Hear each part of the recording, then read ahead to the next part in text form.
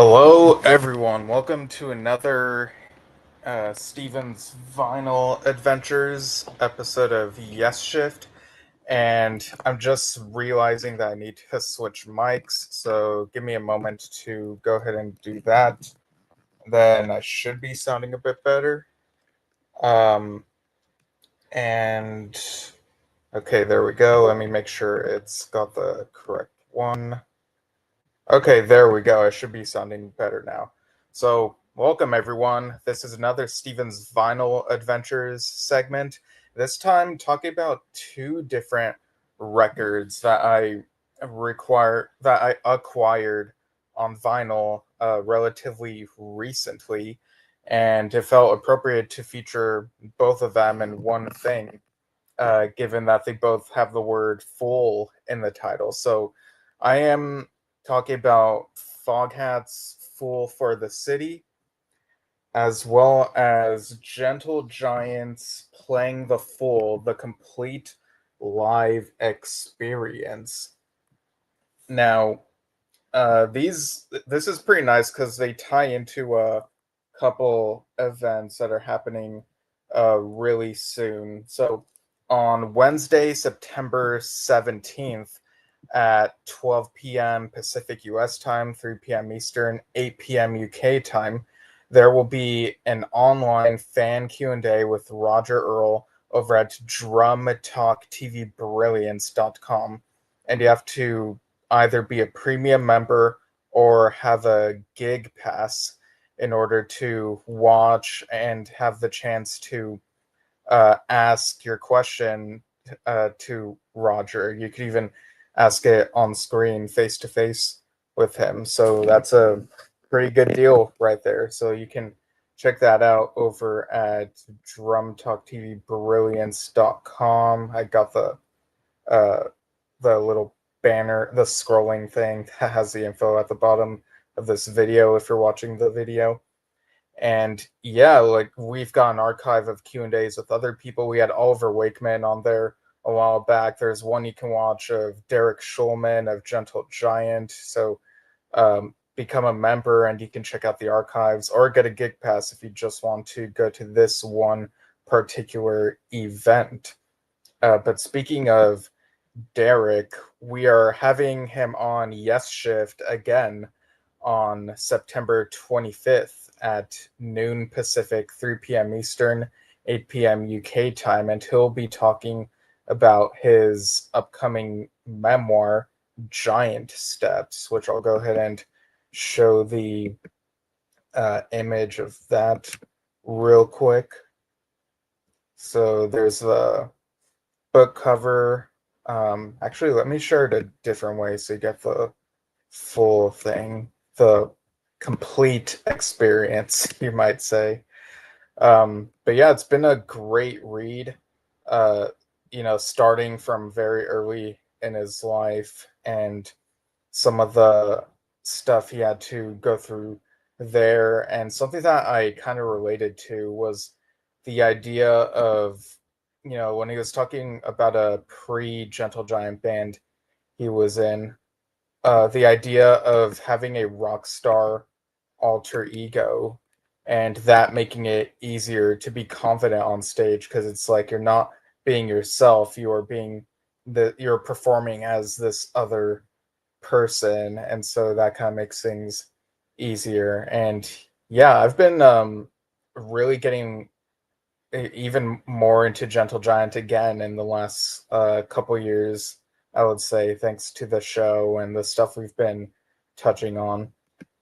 And Foghat, of course, is perhaps more well known in the classic rock sphere. People are more likely to know about Foghat thanks to hits like Slow Ride and stuff like that. Whereas Gentle Giant, if you're a prog rock fan, then you're more likely to know about Gentle Giant. But yeah, they're kind of different things. So it's cool to be able to talk about both of these on the show. So for Foghat, we actually have a few brief live video clips of the band loaded up. So I guess I might as well play those all together they'll amount to about less than a minute. So here's something for your ears. Slow ride, take it easy.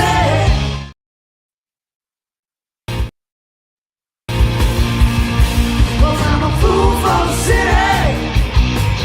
I'm a fool for the city. I'm a fool for the city.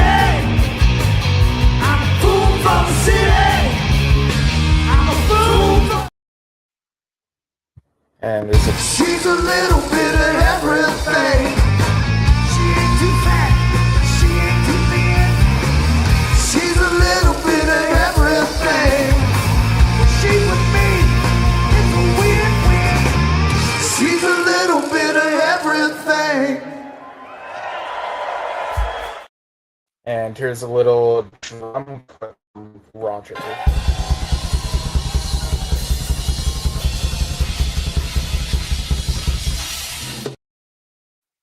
All right. So, Fool for the City released in 1975, and the re-release just came out this past Friday. This was sent to me beforehand, so I was able to check this out before the official release date.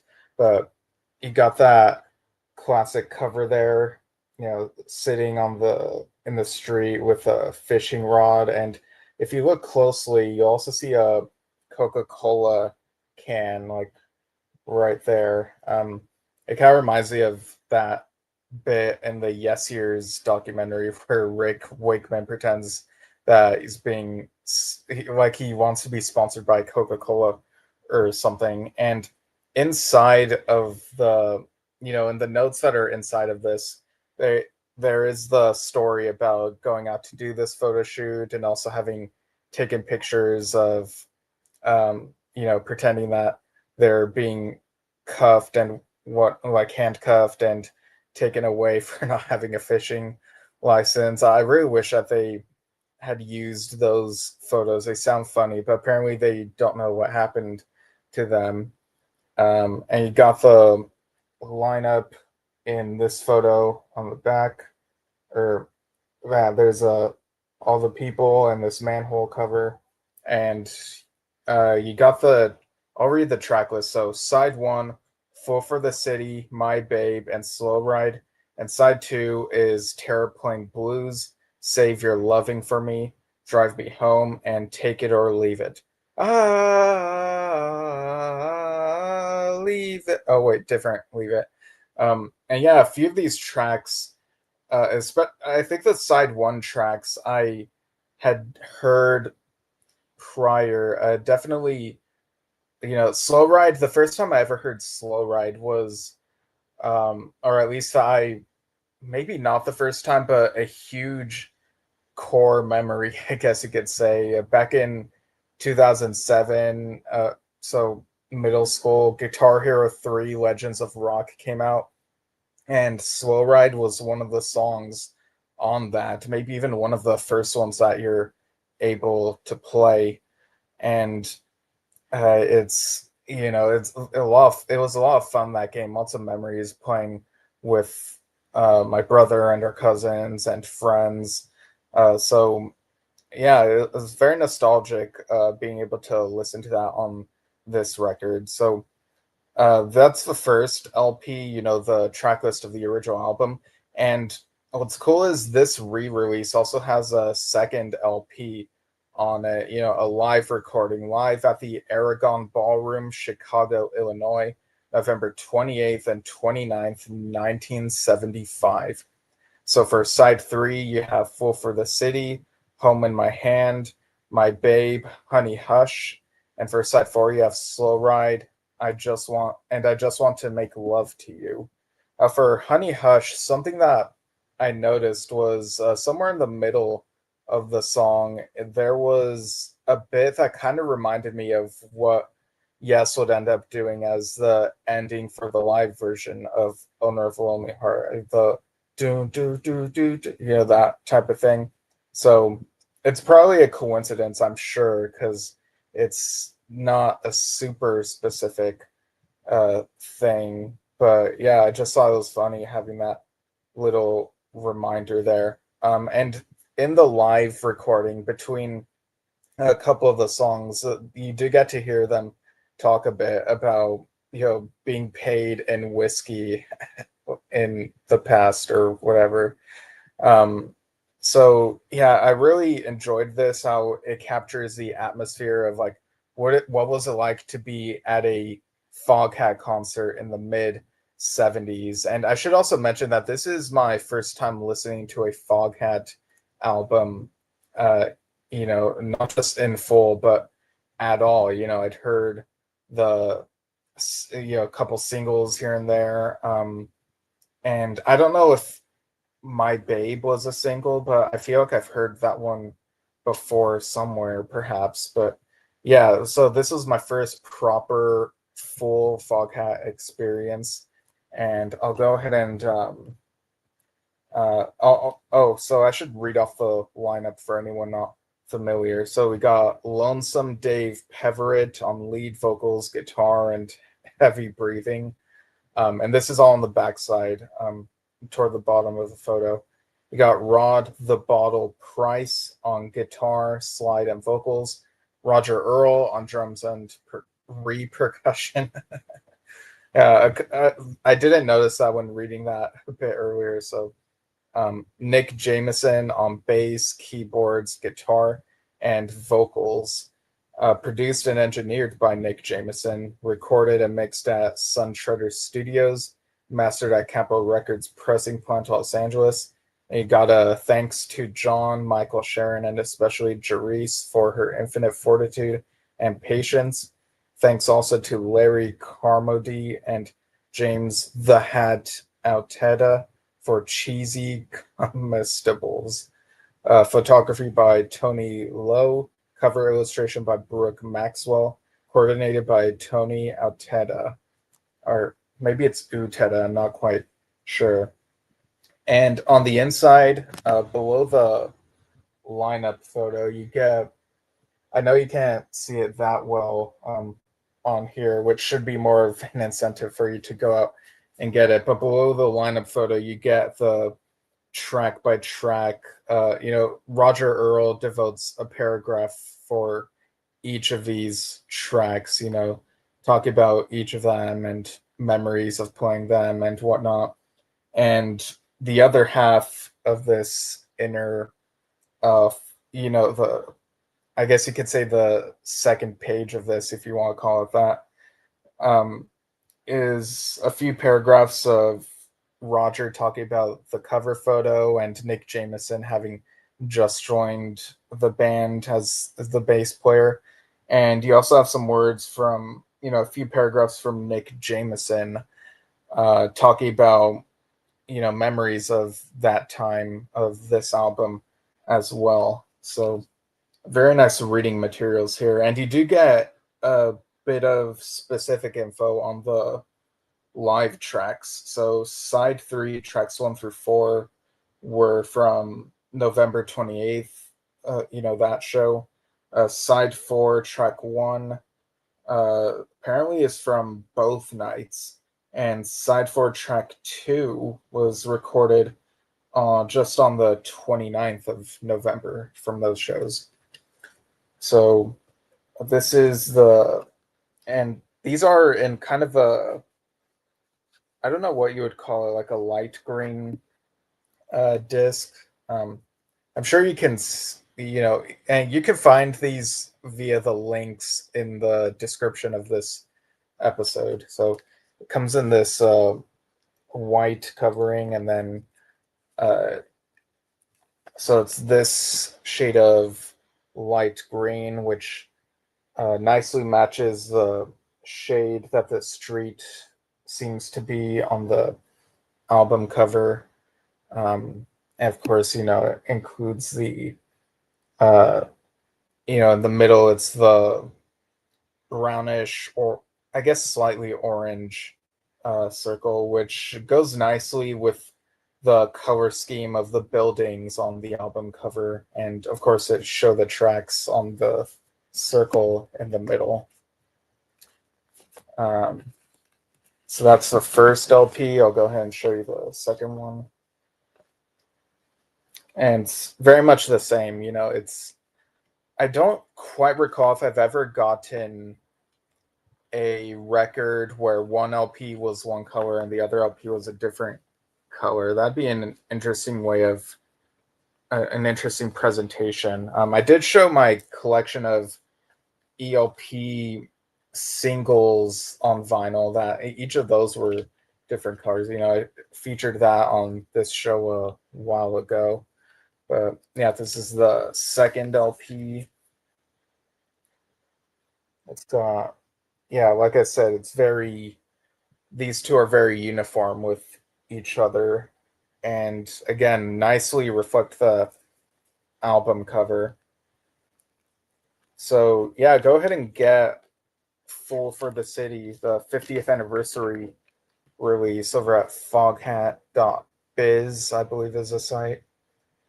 Um, Even if you're more of a prog rock fan, I think you could still appreciate the musicianship in this. Foghat, there's a reason that they are super well known, and it's really cool that they're still at it after all this time. But yeah, if you want some rock or some bluesy rock, I like having some variety in my listening habits. So really glad I was able to get this and listen to it all a few days ago. So yeah, and that brings us next to Gentle Giant, the complete, or playing the complete live experience. And I believe this was recorded a year later in 1976 and came out in 77. But this has a couple of tracks that were not on the original live album's release. So again, I'll show you the cover art. I just love that. I guess you could call it a collage of pictures there. And you got another one on the back too. So side one includes intro, just the same, and proclamation. Side two contains on reflection and interview. Interview was not on the original live album. Side three has the runaway and experience. Then Sweet Georgia Brown, Breakdown in Brussels, and So Sincere. Side 4 has excerpts from Octopus and band introduction. Side 5 has Funny Ways, as well as Timing/violin solo, which I don't think Timing was on the original either. And then side 6 has Freehand and Peel the Paint/I Lost My Head. I've listened to the original live version back in 2008, the original live album. I think I listened to it once, and then I listened to it again when I was visiting dad for the holidays that December, and he brought out his record player that I guess he had stored for a while. And the first record that I put on that player of his was 9012 Live, the solos. And I remember his reaction was like, you got all these records and you play that one first? And I'm like, yeah, I haven't listened to 9012 Live, the solos before. It was something that was kind of missing in my catalog of Yes experiences. But yeah, shortly after that, like within that same week, I remember he put on playing the full, his copy of that live album. And again, it really sticks out the way the vocals are, the very unconventional and uniquely weird in an awesome way. And yeah, I'll go ahead and show you the what the inside looks like of this. Well, first I'll read the lineup of this that it says in there. So you got Derek Schulman on vocals, alto sax, descent recorder, or is it descant? I'm not really sure. Bass and percussion. You got Ray Schulman on bass, violin, acoustic guitar, and descent recorder, trumpet, vocals, and percussion. Carrie Manier on all keyboards, cello, vibes, tenor recorder, vocals, and percussion. You got Gary Green on electric, acoustic, and 12-string guitars, alto, and recorders, vocals, and percussion. And John Weathers on drums, vibes, timbre, vocals, and percussion. And we've talked to John Weathers before as well. Dad did an interview with him on Drum Talk TV last year, and we also had him for a Q&A earlier this year. I think maybe shortly after the one we did with Derek, or maybe it was the other way around. But yeah, we've had both of them, and those can be viewed in the drumtalktvbrilliance.com membership site. Very, very kind people. Yeah, and I also forgot to mention on the back, toward the top, it says 2025 Dan Bornmark mix and production. You got at the bottom, you got Alucard,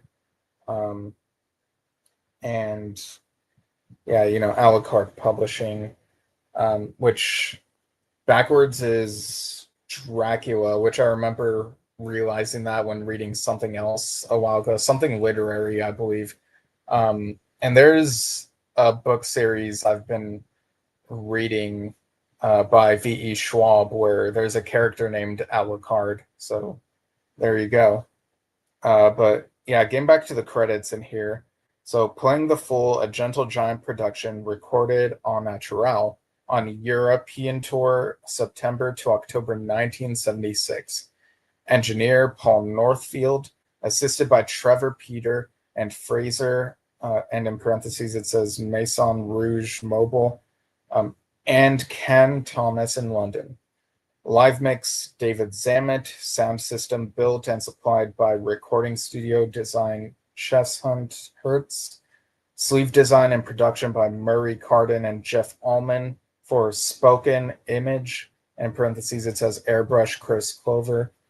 The complete live experience mixed and produced by Dan Bornmark, co-mixed and mastered by Hagen Fredrickson, liner notes by Alan Kinsman, live photography by Bull Gregmar, Vidar Jensen, Dave Matlock, Martin Metcalf, Tom Webster, and executive producer and creative director Noah Schulman. That's Derek's son, whom we've met as well. All titles composed by Schulman, and Manier. Excerpts from Octopus, Funny Ways, Peel the Paint, composed by Schulman, and Manier. Published by Alucard Music Ltd. Or Limited, I guess one would say. So here's what the inside looks like. I'll start with, so there's that with the lineup. Then you got that, but yeah, you got those live photos, and opens up and shows a bit more. So there you go. I kind of have to peek below and above this thing to make sure I'm showing everything. But yeah, you've got one LP inside of the album cover. You got the second LP in the middle part of this arrangement, and the third LP is on the other side that opens out. So I'll go ahead and show those. But yeah, this is an incredible live album. If you haven't listened to Gentle Giant in a while, then this could bring you back into that fandom, much like it did with me. I see Anthony Smith chiming in saying super value. Yeah, this is a really cool, valuable experience, this album. But even if you've never listened to Gentle Giant before, I think you could just dive into this one and it'll make you a fan. It's very proggy, very unique. And there's a really cool drumming moment from Weathers toward the end of side 3, and some great keyboard stuff, especially at the end of side 5, I think it was. Like, there are some bits that kind of remind me of Emerson, Lake, and Palmer. So Gentle Giant fits neatly in the prog rock lexicon. And they only lasted for about a decade, maybe a little less, but they put out some great stuff. So there's a first LP. It's in this black covering, and the LP itself is black, and in the middle has the red and black and white color scheme that shows the titles and such. And again, like I know that these all look the same. There's not variation in the color, but I do like showing each of these, or at least what I can given my setup. And hey, like this video might not even do enough justice to the whole thing. So that's something that just happened right now is I was trying to get out the second LP, but I took out the LP that was in the second half of this that folds up, but that has the third LP. So that might be something that might happen with listeners from time to time. They'll reach for the LP3 when they mean to reach for LP2, perhaps. But yeah, same type of covering. Um, got a bit of a, you got a different picture in this. I think something different from the collage. So in the center of the side, I should say.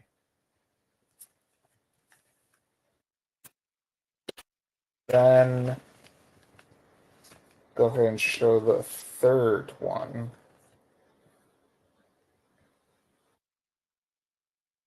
So again, it comes in this, and yeah, it's this black LP, but different picture in the middle. It's got that greenish cloudy sky, and over here you got the like something like that picture that includes what looks like a poster of a Gentle Giant show. So yeah, very great stuff. Let me just make sure I get this. Tucked behind the second LP, so you know, in the middle, and I guess in the way back behind the folding bits, is this right here. So it looks like a star chart, but it's actually a map of, I believe, the different gigs of that tour. Yeah, you got the dates, 76, and the months and dates and the cities. Um, you open it up and it's got those pictures that are on the outside of the record. So that's a very creative thing to do, to have that star chart that shows where they performed. Um, and I have no idea if something like that was already in the original live album, but either way, really cool that they include this.